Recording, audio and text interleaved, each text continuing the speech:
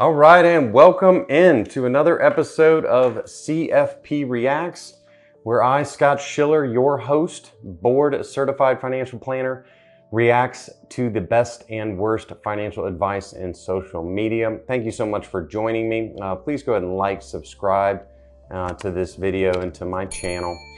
In today's video, we're going to be talking about a very, very popular topic, one I get a lot of questions on, and is a big one certainly for young families having children, and it is centered around the 529 accounts. 529 college savings accounts, how they work, what they're used for, and all of the different planning techniques that are used with them. And I thought today's video is going to be reacting to a video from Dave Ramsey, a call that he took. I thought it was a good one, a good example of some different ideas and some different planning techniques with them. And I'm going to be sharing at the end of the video here some of the characteristics and what to look for with them. But just as an introduction, the goal of a 529 account is to be able to take an investment for the long term. This is for college savings for children. The earlier the better to invest the money, and that way it can grow on what's called a tax deferred basis. So the growth is not being taxed or added to your tax return personally each and every year. And when we go ahead and take withdrawals out and use it for college, and the rules have been expanded on this, right? So this is for 2024. We can use 529 accounts for K through 12 expenses, as well as for trade schools. And so thankfully the Secure Act has really expanded things there. But for room and board, tuition, things of that nature, for college expenses, we take withdrawals and they are tax-free, okay? So we've grown the money on a tax-deferred basis, and we've withdrawn tax-free. And so it creates a really, really great advantage when we're trying to save for college. But let's go ahead and jump right into this video and give us some examples here. He's in Sheridan, Wyoming. Hi, Lindsay. How are you? Great, thanks. How are you? Thanks for taking my call today. Sure. What's up? So I was just calling. My husband and I are currently making 529 contributions for our daughter and nieces and nephews. And it kind of came up in discussion. What do we do? We want to be able to gift them all equally, but, what would be your recommendations or thoughts on, if one of them went to a trade school or something that doesn't cost quite as much? We're kind of thinking, what would we be able to do to help them all equally if they don't choose the same path in life, if that makes sense? If you had the same amount of money in there, what wouldn't be unequal? Well, my thought was, like if one of them went to a trade school that only cost $20,000, but they would have the money left over in there. They'd have the money left over, wouldn't they? They would, but if it can't be used for... Right, so I think her question's a great question, right? And this is one certainly you should be considering or be concerned with, right? So what happens if only one of them, doesn't go to a trade school or doesn't go to college, or you don't need the expenses on one of them here?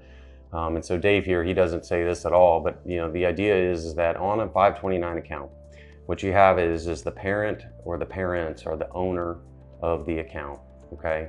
And on a 529 account, you have what's called a beneficiary or an educational beneficiary, and that is our child, okay? We can change that beneficiary, right? And so her example here, she's got nieces, nephews, and her own kid. And so if one doesn't use the money, we can transfer it to another. So that's just one option that exists here. Used for an educational purpose if they're done with their education. My thought was, do you have an idea, like if we wanted to perhaps help with like a down payment on a house, do you think it's wise to invest it all in a 529 or go other routes so we have more than one option? Well, most people do not get enough into their 529 to pay for college. Okay. And so most of the time... Okay, so he really doesn't answer her question at all.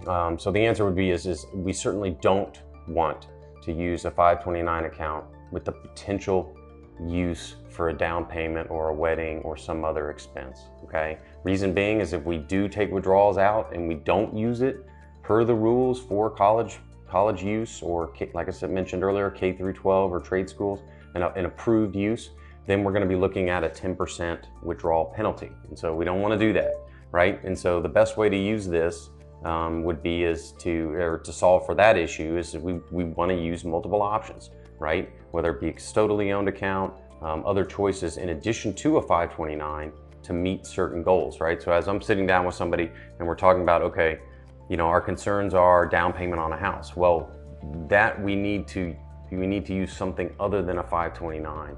Okay. And so most of the time, this is a theoretical discussion.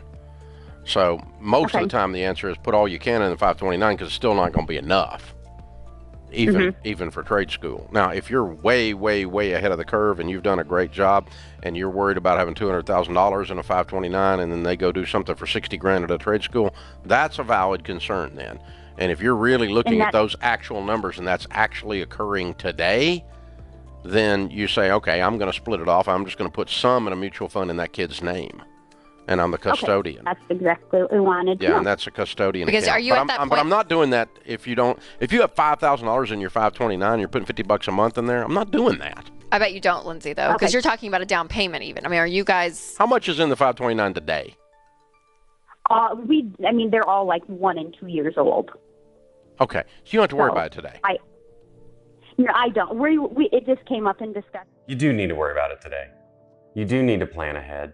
And even if the kids are 1 and 2 years old, this is the time when the plan is going to make a huge difference, right? The decisions made now are going to make a huge difference in the 18 years down the road when we actually need the money. And so you do need to be, not to say, I wouldn't say go ahead and say worried about it, but we definitely need to have a discussion, and your certified financial planner needs to have a plan for you starting today. The earlier, the better. In discussion, and we thought, well, should we go this route? Or yes, you should go this route. You should go this route until you have enough in the 529 that it starts to be an issue. And so if you get up to 100 or something in a 529, after that you can start talking about putting some of it somewhere else. If you think that kid might be a trade school kid instead of a 4-year kid. And by the way, either one's fine with me. I'm great with that. So, but don't split it off today. And, $50 here, $50 there, that'll drive you nuts. Yeah. And you're missing out on all the tax benefits. Yeah. Because it's going to grow tax-free in that 529. So the college world is a-changing. It's changing. We were talking about that during the break. I know. And there's a lot of, I've heard, I think probably more in the last 2 years, and even more so since the pandemic and everything, and how much online has gone and everything. It's crazy that people really are kind of questioning, okay, what's education going to look like in 20 years, right? She said that those kids or the accounts are 1 or 2 years old, but if you have littles, and Winston and I, we're still funding kids' college, we're still doing it. But I think it is an interesting conversation, though, of what education could look like in 20 years. But you were saying at the break, you were like, yeah, but higher education's not going away. You're still going to be using. Yeah, so let's pause there. So, part of the idea here is to, really plan ahead and just have a goal in mind. One thing that has changed that's new for the Secure Act, and again in 2024, is the ability to have some options, right? So let's say we invest money, and for whatever reason, we get into the college years, they're not disabled, they don't go to trade school, they don't go to college, things of that nature, and there's also not another child that we can transfer the money to use for their benefit.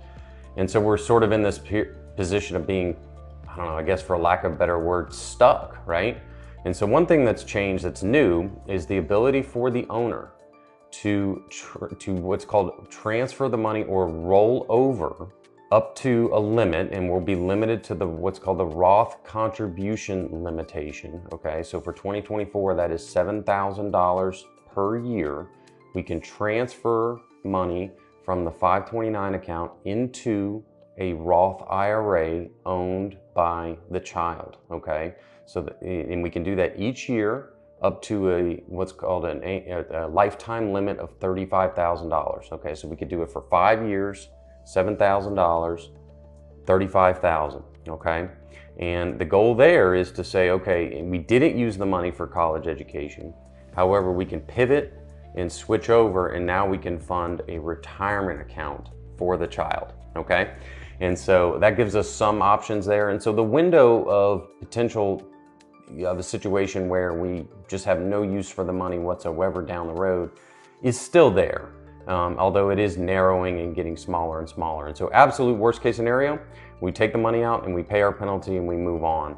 But the goal is to, again, work with the planner early on, the earlier the better, and that way we can really maximize the use of those funds for the long term for the benefit of the child. So anyway, I hope you found this video helpful. please go ahead and like, subscribe, and in the comments below, please let me know what your thoughts are and any other videos or topics you'd like me to do a video on. Please let me know, and I will go ahead and work on getting it done for you. So thanks again for tuning in. I will see you in the next video.